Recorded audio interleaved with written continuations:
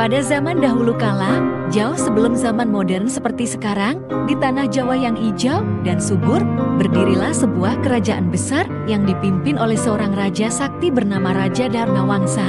Sang raja dikenal arif dan bijaksana, serta sangat mencintai ilmu pengetahuan dan ajaran Buddha.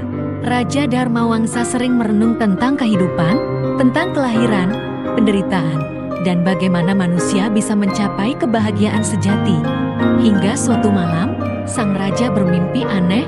Dalam mimpinya, ia melihat sebuah gunung batu yang bertingkat-tingkat tinggi menjulang ke langit.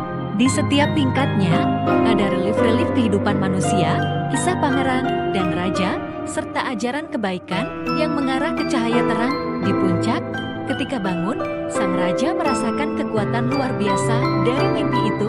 Ia yakin bahwa itu adalah petunjuk dari langit.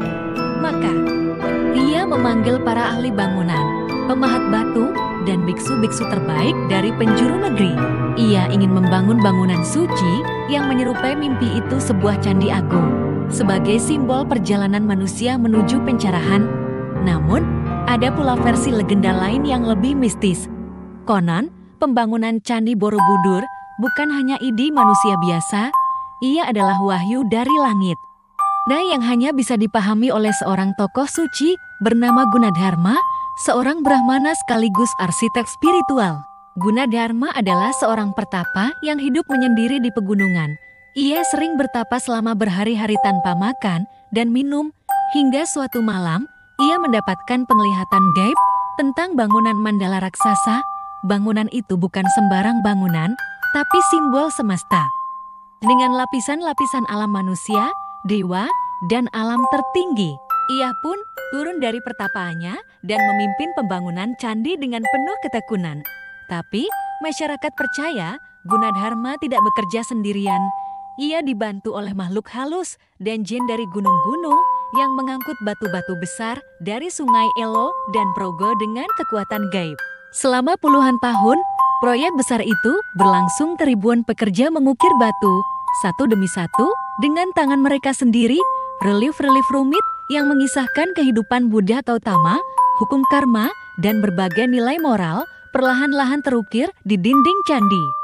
Di setiap batu disusun tanpa semen, hanya dengan teknik kunci yang sangat presisi, sebuah teknologi luar biasa untuk zaman itu. Setelah pembangunan selesai, Candi Borobudur pun berdiri megah. Ia memiliki 3 tingkat utama. Kamadhatu di bagian bawah melambangkan dunia penuh nafsu dan penderitaan. Rupadhatu di bagian tengah melambangkan dunia bentuk, tempat manusia mulai melepas hawa nafsu. Arupadhatu di bagian atas melambangkan dunia tanpa bentuk, dunia para suci, tempat batin yang telah mencapai ketenangan mutlak. Di puncaknya berdiri satu stupa besar yang melambangkan nirwana, tempat tertinggi dalam ajaran Buddha, di mana segala penderitaan lenyap dan jiwa mencapai kebebasan abadi. Setelah candi selesai dibangun, Gunadharma menghilang secara misterius. Sebagian orang percaya ia tidak meninggal, tapi bersemayam dalam tubuh Bukit Menoreh, dan kini bukit itu bentuknya menyerupai seorang lelaki tua yang sedang tidur memandangi candi. Itulah Gunung Gunadharma. Namun, zaman terus berjalan, kerajaan pun berganti dan Borobudur mulai dilupakan. Kabut dari letusan Gunung Merapi menutupi sebagian besar candi. Hutan-hutan lebat menelannya. Candi suci itu menghilang dari pandangan manusia. Sampai akhirnya, ratusan tahun kemudian, seorang insinyur Belanda bernama Sint Cornelius pada tahun 1814 menemukan kembali reruntuhan itu atas perintah Thomas Stamford Raffles, gubernur Inggris di Jawa saat itu. Kini, Borobudur berdiri kembali dengan gagahnya. Tidak hanya sebagai warisan budaya Indonesia, tapi juga sebagai keajaiban dunia. Candi Borobudur bukan hanya tumpukan batu tua, dia adalah simbol pencarian manusia terhadap makna hidup. Ia adalah cermin dari perjalanan jiwa manusia dari gelap menuju terang, dari dunia penuh penderitaan menuju dunia penuh kedamaian, dan hingga kini. Legenda tentang Gunadharma dan kekuatan gaib yang membangun Borobudur masih menjadi bagian dari cerita rakyat di tanah Jawa.